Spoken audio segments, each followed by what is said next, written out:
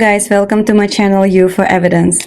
I'm back from Colorado trip with the Paola Harris, with the Grant Cameron, other wonderful people what I meet, and I'm so glad to share with you this new information was come, and it was absolutely amazing trip. I don't say it was easy to get there, but it's need to be like that to to go through a difficult some difficult situation in a travel. But when I meet Paola and meet other people and meet the beautiful, wonderful place, it's wasn't peace. It was beautiful. It was interesting. It was a perfect match it with everything what I have inside. And if you didn't know, the Paola Harris, it's international journalist with a lot of experience, more than 45 years experience of knowledge, researcher. She is a very smart, intelligent woman, so strong, and I feel in her eyes love for the people, and she understands the contact is idea, not in somebody experience only. She have experience with extraterrestrials, and she have this beautiful experience with Ricardo Gonzalez in Shasta Mountain in 2014. So that's why I was so much deep interest to come and hear her original story, how's everything happened, how she's feeling, what she's doing, and she's opened her heart for me, and I was so excited about it. So let's begin.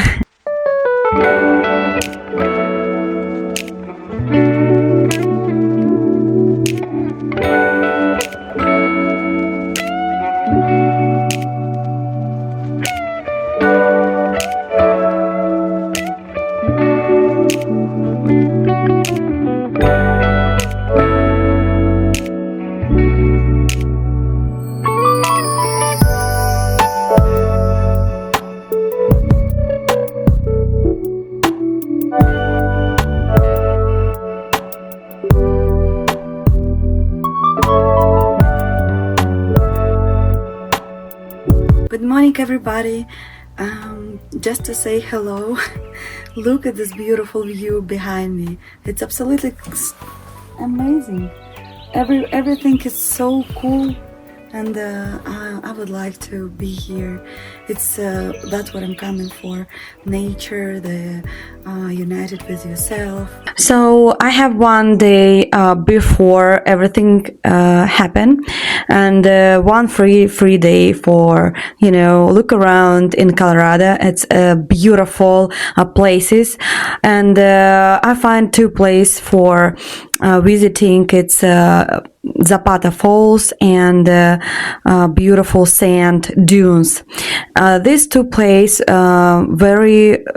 stay very close to each other, like between 15-20 minutes drive one to another, but you spend the time, it's a little bit hiking in Zapata, but not so professional, so it's a basic hiking, but be prepared, take a water with you, some snack, and some hats, and I think you need a sunblock or something, like cover your body, so you can meet a lot of beautiful people who walking around and smiling and say, oh, hello, very friendly atmosphere there. So when I meet the waterfall Zapata, and I was very close to the water, and the sound like a waterfall, it was amazing, and the water was so cold, and I just tried to go a little bit up to record the beautiful video view for you, and I was climb by myself with the it was so cold to my feet. I feel totally freezing. So inside the place, when you climb a little bit up, you can see the beautiful rock with the ice, a little ice underneath, and it was incredible. And the waterfall and the ice and the rock and everything. Oh my God, that's so much. If you have a chance to get there, please get there.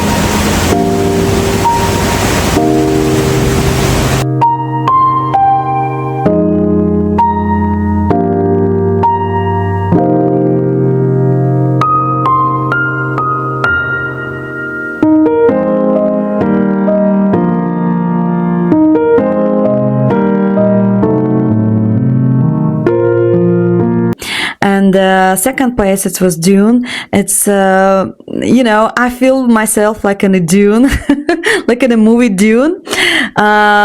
It's I didn't see this kind of place before.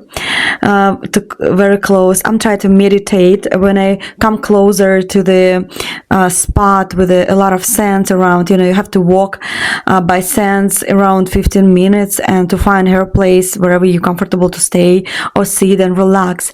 So when I go to the sand, drop some kind of little rocks, and one is now little. I feel them. I want to take this to some kind of energy to remind me about this place. And it's such a beautiful place. I was just sitting and I saw the beautiful hills with the snow on top. And I saw the dune, and I'm sitting thinking how it's possible mixing up these all things together. And I was just amazing, how the creation was perfect matches with everything, with details. And that's why I ask you guys to go travel, go explore, go somewhere, just do it. It's wonderful to have opportunity to stay in some kind of beautiful nature places. And I think I'm young enough, but when I come, I feel so much headache. I feel pain in my head. I feel nauseous. I drink Advil twice a day because it was so much. No, I can't stay without Advil, and you have to prepare. You have to drink more water, and but it was first day.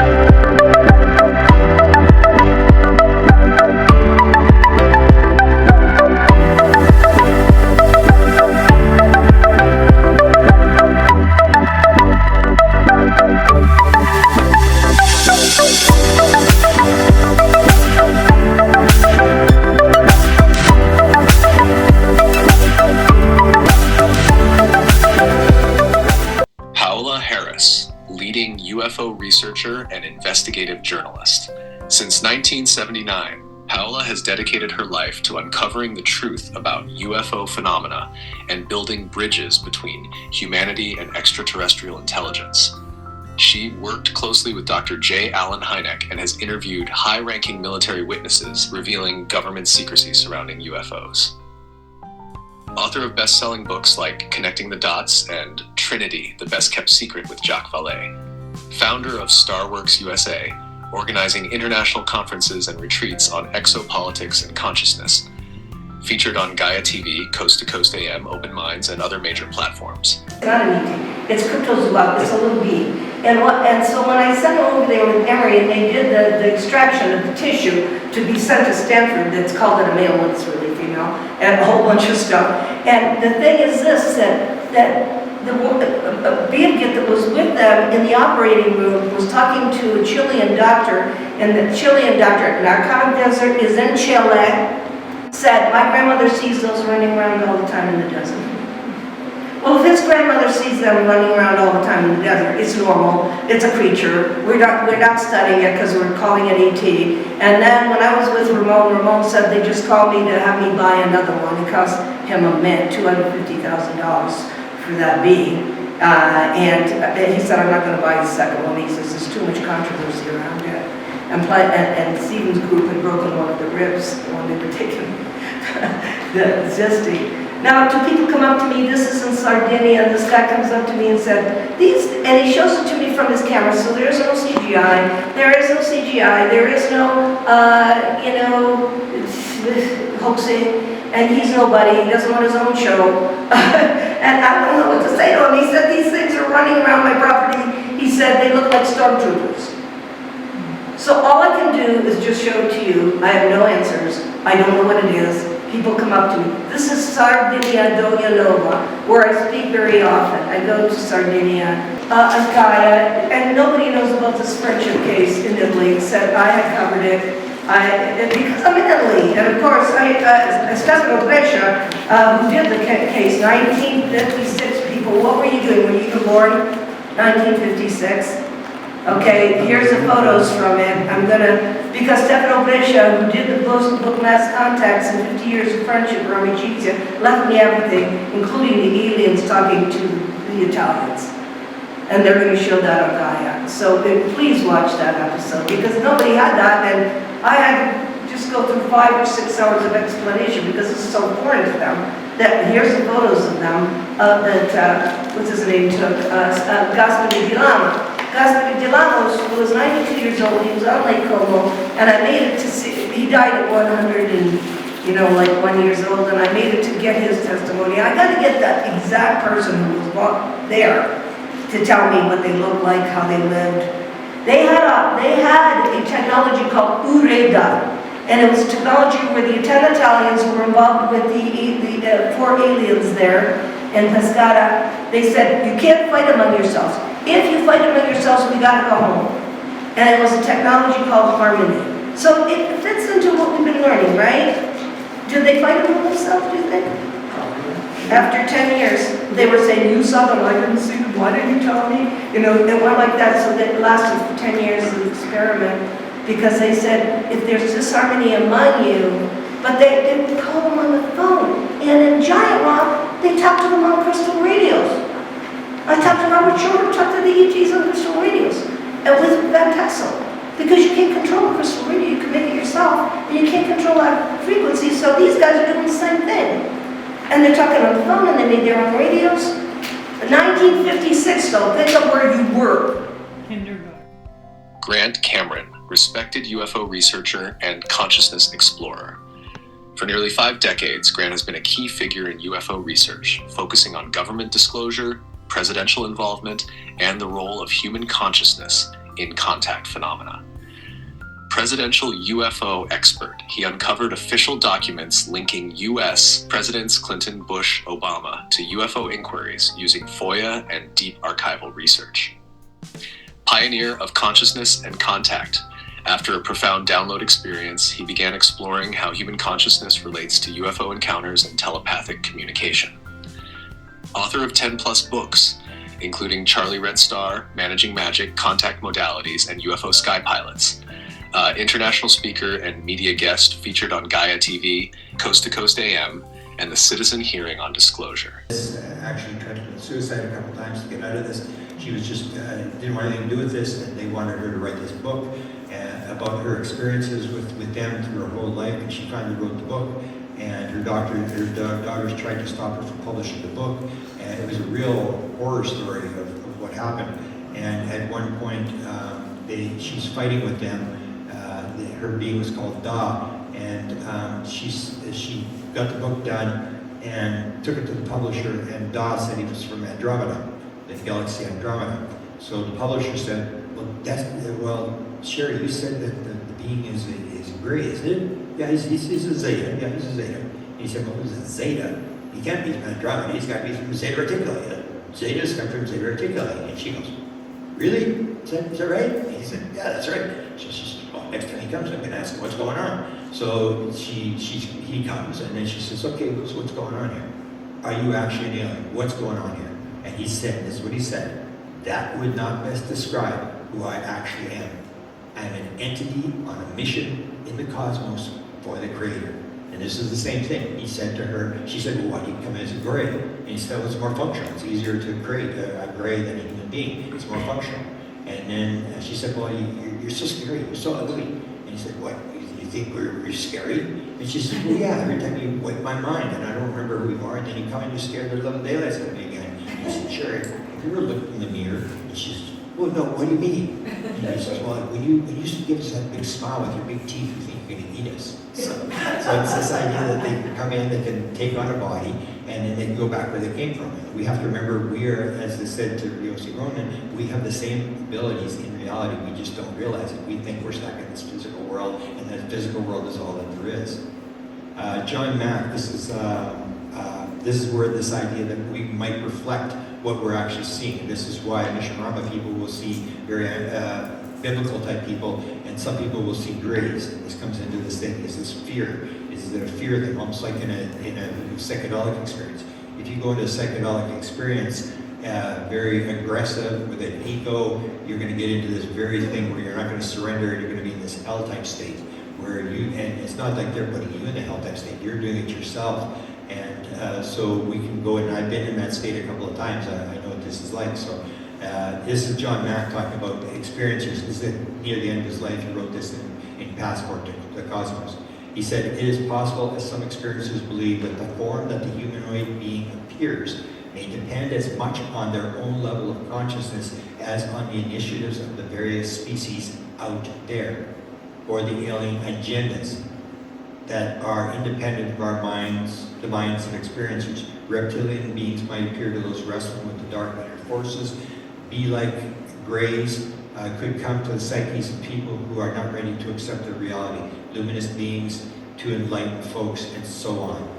Mr. Grant Cameron, can all people on Earth become contactees if they truly desire it? Taking one life after another life, that if the people that have the contact, it looks like when I ask them, are you on a mission?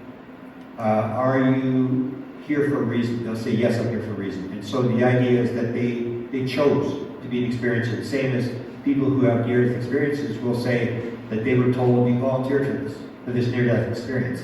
And then you see that 37% of people who have near-death experiences are contactees. And you realize it can't be random, that these people are actually having contact. So some people, everyone could be a contactee, but some people come into the world and that's not their mission. Their mission is to learn love or envy or greed or other lessons that they come in. And our lesson is this. And whatever your lesson is, the Bible says too much is given, much is expected.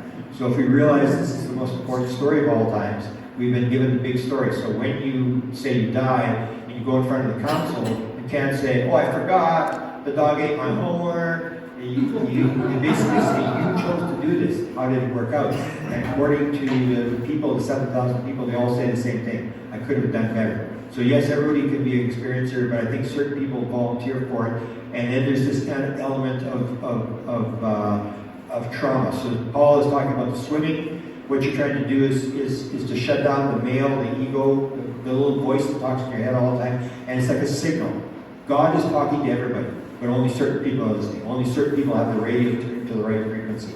So you've got to turn it to the right frequency, and you can learn these methods of whether it's swimming, where you swim until you can't really think anymore, and it shuts the brain down. Same as I got ideas this morning. I was in the shower just before the other lecture started, and I added 3 slides at the very beginning because I said, "Oh, I forgot that. You got to put that." And I was in the shower, but you're in the shower and you're not really thinking, and so that's what happens with meditation, hypnosis. They say quiet the mind, talk, count to 10, or follow your breath, and the ego, the male ego, says, "Oh, I could follow the breath. I'm the best breath counter there is. Oh yeah, I can do this." And after about 5 seconds, it gets tired. He goes, "I'm tired of doing this. I'm going to do something else." And then the hypnotist says, "Okay, follow your breath." Keeps reminding, follow the breath. Takes it back, take it back, follow the breath, and then finally the left brain says, I can't take this anymore. I'm getting out of here. And it just shuts off, and then suddenly you can pick up the signal. So that's basically the way I see it, is that there's a signal. Certain people can pick it up, especially people who've had trauma for some reason. A lot of mediums have childhood abuse issues. So you say that is very bad, but they have this talent of this. And the same thing that they say that the vast majority of male mediums are gay. So that would be the right brain, left brain thing, that they're more female they're more of the female brain.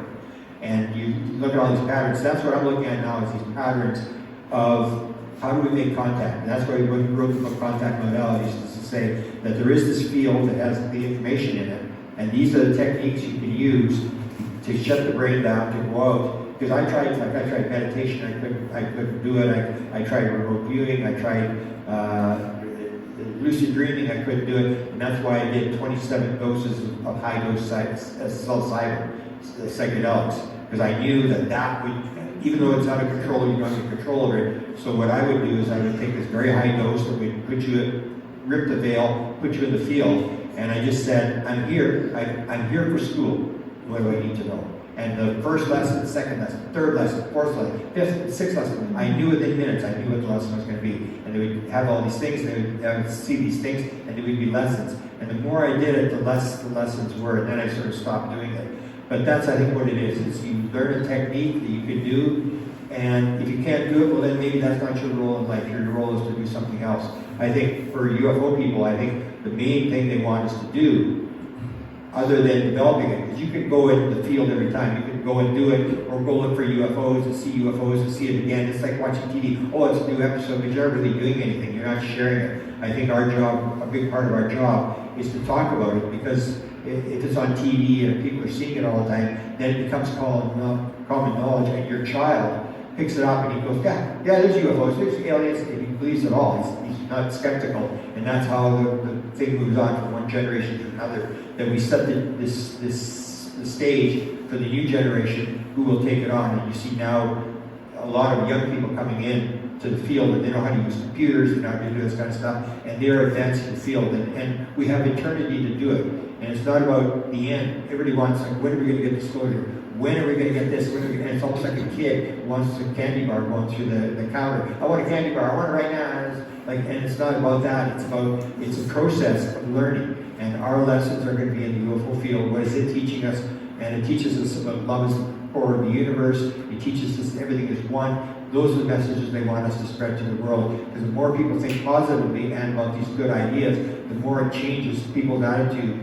Whereas now everyone's in the separation. I want more. I want to be a billionaire. I want to fight. These people are invading. These people are wrong. These people are evil. All sorts of stuff. It's just separation. And in Canada, we have Alberta wants to separate. Quebec wants to separate. And everybody's fighting for themselves. And the more you fight, we know this for a fact, the more you fight between each other, the more it all falls apart.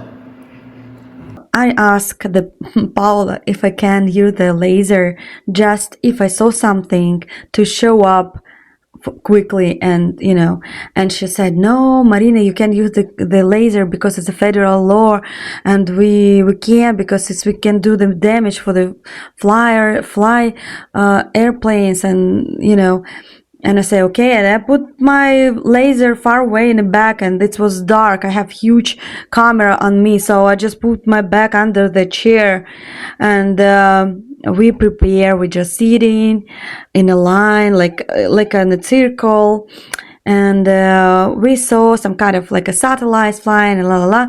And after that, I saw the lighting was a big, huge lighting, and the lighting was, like a shutting down for slow, slow, slow. But I still saw the dot moving. But a lot of stars around. It's not easy to show everybody where exactly, what is the location. And I called Paola like, oh, Paola, I saw something. I feel it's something not in this world. Like I'm usually so similar, and I know how it's looked. And when I saw this kind of lighting, I would say, oh, I saw something. And she said, oh, Marina, where? I said, over here. She said, where? I can't find like. And I say, yeah, I just need to show you by my finger, because you're not allowed show me by laser. And she said, forget it, use a laser. But I can't find it, and it's time. It's very a long period for the this kind of things happen quickly, and sometimes it's a flash, it's a seconds, it's something flashes, or the dot come, and then they give you light, and then give you small back, and they give you light again, like this kind of, but it's not easy to open your phone, took the camera on, and put your hands underneath to find the laser. So it's a time, right? It's a losing time. So but I find it. And when I take the laser, I'm ask everybody, are you ready for the showing where? And they say yes. And I was turn the lighting around the dot, and exactly this moment the lighting was ba-bam, and everybody like, oh wow, at least me too. I was shocked. They was give us the lighting back. So it was so cool. This is moment is very united us, and of course, it's not me or something. It just happened like this, but it's for everybody. It's for the group. They are coming, and they are real, and they want us to know they hear us.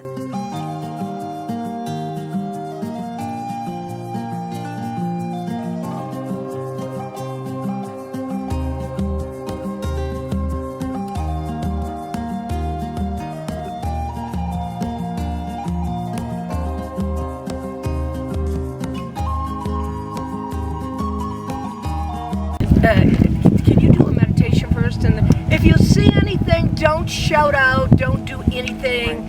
Just finish the meditation, because going inward, you might get some messages. And then...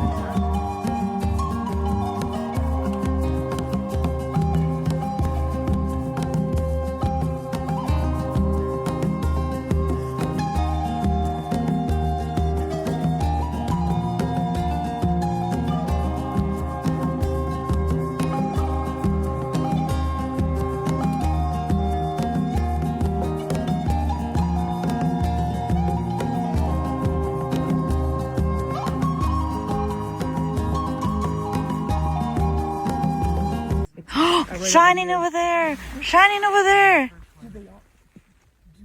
over here, guys. It's gonna be shining over here in front of me. Over here the star is moving On top? Yeah, I don't, guys, you're not allowed me to show where with laser, so I can explain with my fingers. Over there. Do the laser really fast. Do the laser. I put it in the outside right now. It was shining and very bright. Oh my God! The little star is moving in front of me, and in front of you now. Look in the middle of the sky. Circle it with the laser. Yeah, I see it. I can't circle it. I put my laser away. It's like right above us. Oh my God, guys! I told you, you're not allowed me to do that. No, you didn't listen. We say he said. Fast, circle around. Okay, you ready? Yeah. Oh, you have a good laser. Look! Oh, they fly. Yeah, thank you guys! Thank you!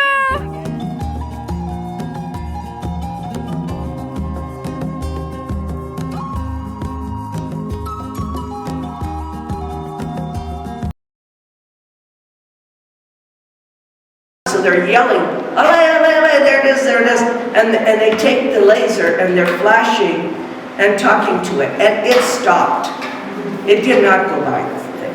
And it's been on a video on YouTube forever, and he took it down.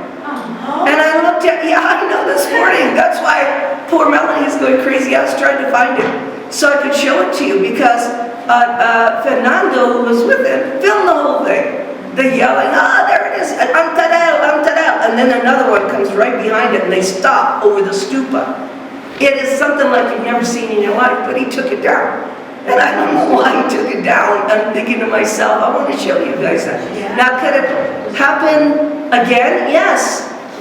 But it has to happen with this kind of situation in total quiet with the CE5, and or with an hour of which is struggling for me, because my voice can't do 1 hour of that. But when we were in the Atacama Desert together, and the ships came in the Valle de la Luna, where there's no flight path or anything, we did that in 200 people, and those ships came after an hour.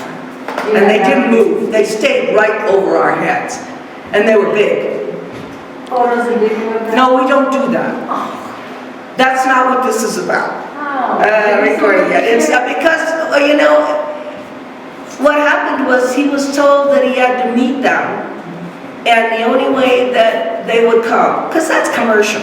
You know, we were thinking, you know, everybody puts their cameras down. Nobody plays around like that. That is entertainment. That is a hobby. This is darn serious. What happened was that Evika told, and I will talk about Ricardo Gonzalez today this afternoon, okay? That she had to speak to him physically. And there were sand dunes there. And we couldn't go. And there were 200 of us. So we know in order for the ship come in, we had to do this work. And it was so hard. If you've never been in the high desert, by the way, I ended up in the hospital in Chile, in the Atacama Desert. Because I can't do over 10,000. You're at 10,000 feet here. And I couldn't do, in the Andes, you know, I can't do 12,000. So I ended up eventually in the hospital. But we were in a group. There was only one other person that was speaking English. The group was all Spanish. And then all at once these ships stop. And then he leaves. He runs to the sand dunes by himself. And Evika's standing there. And she gives him what's called a minus. I don't know if you've ever, it's like a square. And he's holding it. And I think you look at it or something. It's very strange. And he came back in tears, crying, sat next to his wife, and she said there's going to be ecological problems on the earth. And this was just before all of those hurricanes in the Texas area there in the, you know, in the Gulf of America, the Gulf of Mexico. And she had predicted, you people are going to have problems with water. And he told us right away. He told us but he was crying, and then it was very strange because of my contact in Shasta the second time. I saw the hologram of the three guys, the Punians, flying in the trees, and one of them had sparks off of his suit. And so when I was looking at the ships, I looked over into the mountains and I saw a group of men, and they had sparks off their suits. Group of men? Group of men. Group of men. Group of men. Maybe a group of men. His guy that has the laser, Fernando, he always points up. He never points down on the earth. Never. That's a big no-no. But he was pointing down at the earth in a big, what do you call it? Infinity. Yeah, infinity sign. And I said, Fernando, why are you doing that? And he said, I don't know. And I said, do you realize there's people over there? I said, you realize I can see the sparkles off their outfits. You're putting it right at them. He didn't know why he was doing this, and it was on a level ground. I said, don't do it, because they're standing in like a little grove, And Ivica's in the sand dune, which is way over here, and then he understood what I said, but I'm the one that saw them. I saw them standing there. Yeah. Years ago, when I was in Italy, I had read about this case of two little boys, they were mending the fences, that, you know, all at once, they think it's another atomic bomb, because they hear the bang, and they go to an arroyo, and they see the craft had come in an L shape and stop. It was an avocado shape. So the two little boys, and by the way, that's the 9-year-old with the mask. That's Jose. That's Jose actually with me up. And there's no picture of Remy in this particular, because I'm not doing Trinity. But I thought in Italy, why aren't my colleagues covering this? Their guys are still alive. Why don't they go? I didn't realize it was supposed to be me. You know, the thing is this, that I come back to the United States 2007, I get a call from the son of the pilot that flew over this. Out of the clear blue sky, Brophy, the son of the pilot goes, oh yeah, my father his last mission was to go over Socorro, New Mexico, and that was his first crash. And I said, oh, I read all about that. And he said, just talk to two little Indian boys. They were not Indian. They're Hispanic. But anyway, so I said, do you have their telephone number? And he goes, yes. And I say, okay, give me the telephone number. And I call Remy Baca, the 7-year-old. And I talked to him for 9 months before he trusts me.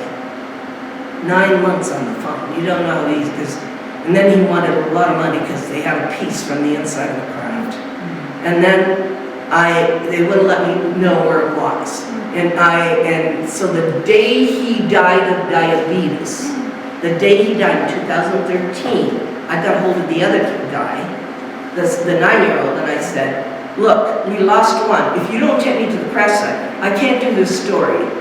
Not that I thought he was going to die or anything, but you don't do it that way. You don't wait that long. And so I asked James Fox, and by the way, he did the phenomenon that you showed me. He didn't show me the Uzi film. And it was supposed to be part of the phenomenon. I asked James Fox to come with me, and he said, okay, I'm going to come with you, Paula. But in those days, James had the big camera, you know, the big, huge thing on your shoulder. And he came down with me, he interviewed Jose, he filmed. That is not what the crash site looked. See the pond? It did not look like that 10 years ago. It was totally dry, had little flowers around it. The Bureau of Land Management has changed it because they don't like that we're there. They have not only flooded it with water, they have flooded it with poisonous plants so that we can't go in there. The poisonous plants were tested. The back of the book shows you Jock picking up the poisonous plants to test them at Stanford. And me, I tested at the University of Colorado in Fort Collins. Because I knew they had plenty of them because there were nowhere else there. So the thing is that I go down there with James Fox, big camera, he interviews the guy, he sees it, it could be a big story, he could do a documentary, and he hands me the film and walks away.